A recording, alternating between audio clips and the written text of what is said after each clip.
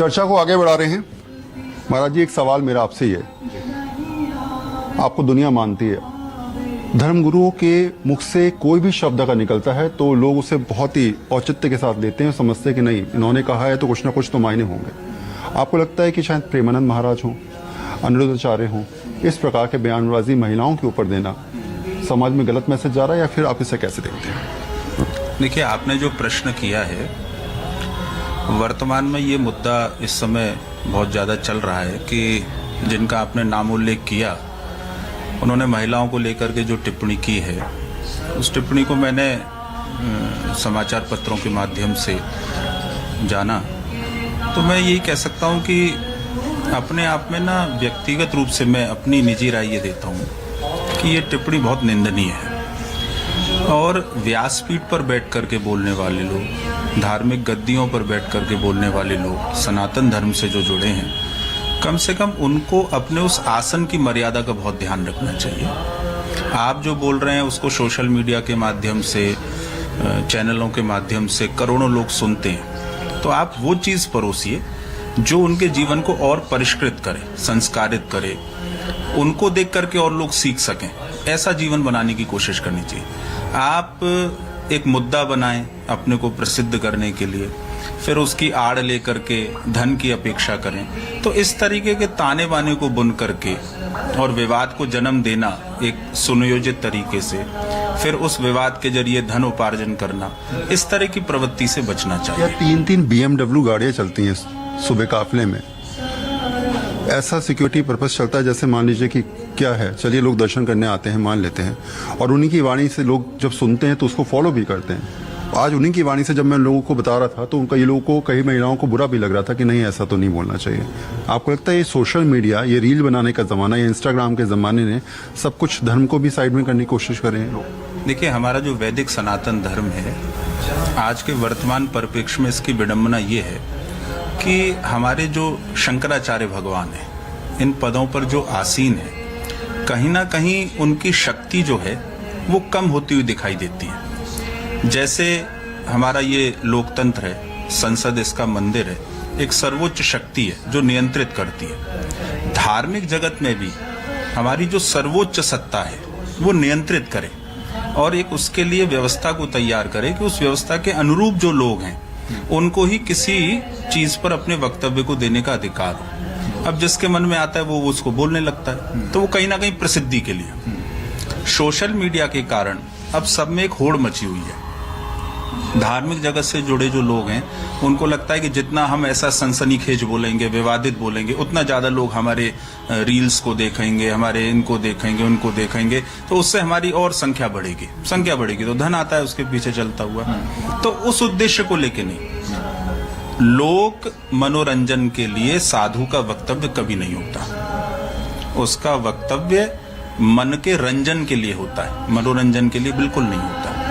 तो आप जो बोल रहे हैं उसको हजारों करोड़ों लोग सुन रहे हैं, बहुत संभल करके बोलना चाहिए। अब जो हमारी आध्यात्मिक सनातन धर्म की सर्वोच्च शक्ति पीठें हैं, उनको इसको संज्ञान में लेना चाहिए और ये नियंत्रित करना चाहिए कि जिसके मन में जो आ रहा है वो बोल रहा है। अब आज ये समझना मुश्किल है कि जिसको हम सुन रहे हैं वो कोई धार्मिक गुरु है, या वो कोई जोकर है, या वो कोई एक हंसी मजाक का कार्यक्रम करने वाला है, या वो कोई अपने आप में क्या है, बहरूपिया है, क्या है, तो ये समझना बहुत मुश्किल है। धार्मिक गद्दी पर बैठे हुए लोगों को उसके अनुरूप अपने को ढालना चाहिए। साधु का वेश धारण करना सरल है, साधु बनना बहुत कठिन है। मुश्किल है, वक्त है, हालात हैं, परिस्थितियां हैं, और शायद यही वजह है कि शब्द जब निकलते हैं मुख से तो सोचें, समझें, और खासकर धर्माचार्य, कथावाचक तो इस बात को बेहतर जानते हैं।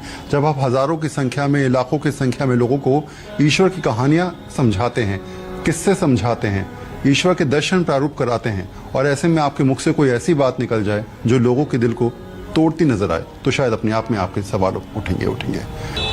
बात जब संतों की हो रही है तो संतों से बात करना बेहद जरूरी है। मेरे साथ इस समय तमाम संत लोग मौजूद हैं और एक साध्वी भी मौजूद हैं, मां मंडलेश्वर हैं जूना अखाड़े में। सवाल से इतना कि क्या शब्दों की मर्यादाओं का ध्यान रखना चाहिए साधु संतों को? 2 वक्तव्य बताऊंगा मैं आपको। एक अनिरुद्धाचार्य जो कह रहे हैं कि 25 साल तक महिलाओं की शादी कर लो वरना उनके 2 या 4 बॉयफ्रेंड होते हैं, और दूसरा प्रेमानंद महाराज ने हाल ही में बयान दिया। जो इतनी बड़ी बड़ी व्यासपीठ पर बैठकर इतने नाम कमा रहे हैं ये, और ऐसी घिनौनी वाणी बोल रहे हैं, कितना गलत है।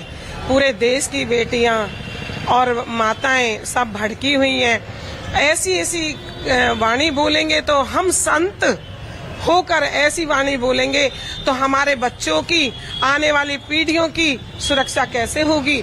अगर कोई बच्चा गलत भी होता है तो हम संत हैं, उसको सही रास्ते पे लाना हमारा धर्म है। और अगर हम छोटी छोटी बेटियों का मुंडन करके उनका भविष्य, अपने देश का भविष्य हम खत्म कर रहे हैं, ये जो हमारे देश की आने वाली पीढ़ियां हैं उनका भविष्य खत्म कर रहे हैं। कहते हैं बेधर्मी, बेधर्मी, वो बेधर्मी ये बात सोचे या ना सोचे, लेकिन ये मुझे सबसे ज्यादा बड़े बेधर्मी लग रहे हैं जो अपने देश की बहन और बेटियों के बारे में इतनी गंदी सोच रखते हैं कि 100 में से 4 ही महिलाएं अच्छी हैं, बाकी सब बेकार हैं। वो 4 कौन है अच्छी? उनकी माँ या उनकी बहन या उनकी पत्नी। जब अनुराधा जी बोलते हैं कि बेटियों की शादी 15 साल में कर देनी चाहिए, क्या उनकी पत्नी की शादी 15 साल में हुई? क्या वो अपनी पत्नी गंगा से पवित्र करके लेके आए? उन्होंने पहले चेक किया? नहीं बोलना चाहिए ऐसे, एक मर्यादा होती है संत की बात करने की। अगर ऐसी वाणी बोलेंगे और ऐसे गलत बोले, इन लोगों पे ज्यादा पैसा आ चुका है, हमारा देश अंधा हो चुका है, हमारे देश की माताएं भी अंधी हो गई हैं, क्योंकि कथा में 100 माताएं होती हैं और 10 पुरुष होते हैं। कथा किससे चलती है? माताओं से। मंदिर किससे चलता है? माताओं से। और पुरुष तो कमाने वाला है। हम माताएं सब आदमियों का पैसा जोड़ जोड़ कर मंदिरों में भरते हैं, कथाएं करवाते हैं जोड़ जोड़ के पैसा, और ये संत व्यासपीठ पे बैठ के उन्हीं माताओं के लिए इतना गंदा बोले। नहीं, अगर ऐसा ही गंदा बोलना है ना तो ये व्यासपीठ छोड़ दी जाए और वृंदावन छोड़ देना चाहिए। ऐसे संतों को वृंदावन से बाहर निकालिए, क्योंकि ऐसे ब्रज में इतना पवित्र भूमि है जहाँ लोग हर दम, हर पल, हर सांस में भगवान का भजन है। यहाँ उन लोगों ने ऐसा एक नोटों का अड्डा चुन लिया है जहाँ बैठ के दिन और रात पैसा ही कमाना है। क्या आपको लगता है कि रील का चक्कर है, वीडियोस का चक्कर है, व्यूज का चक्कर है, यूट्यूब का चक्कर है? खूब पैसा कमाओ, बोलते रहो, जो बोलना है बोलो, किसी को टारगेट करो, किसी को ऊपर व्यूज कमा लो। ये अभी देखा नहीं था कुंभ में, ये मीडिया किसको कैसे क्या क्या बोल देते हैं सब लोग। मीडिया अभी देखो, कुंभ में देखा था कितने, जितने पापियों थे, जितने पापी थे ना, ऐसे ही लोग थे पापी, जिनके तंबू 20-20 जले, वो ऐसे ही थे, बेधर्मी ही थे ये लोग। इन लोगों को इतना नहीं दिखता कि जो जिस माँ के पेकोक में 9 महीने पैर फैलाए वो भी माँ है, जिनको बोल रहे हैं वो भी माँ बेटी है। और हम किसी की, मैं भी किसी की बहन हूँ, मैं भी किसी की बेटी हूँ।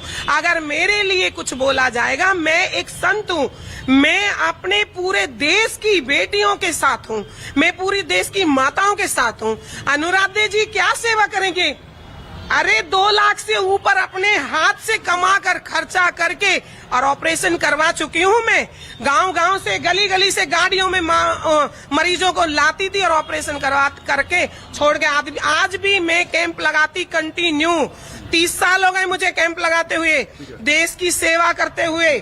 अगर कोई रोड पे तड़प रहा है ना तो मैं अपनी गाड़ी साइड में लगा के पहले कहती जो केस लगे सो लगे। हम आपने वीडियो देखे अनुराधा के? कॉमेडी वीडियो टाइप के होते हैं कई सारे वीडियोस। एक लड़की से पूछता है तुम्हारे 2 कै पति हैं, तुम्हारे कै ये बॉयफ्रेंड है, ये सब बोलने की बात होती है? ये व्यासपीठ पे मर्यादा में बोला जाता है।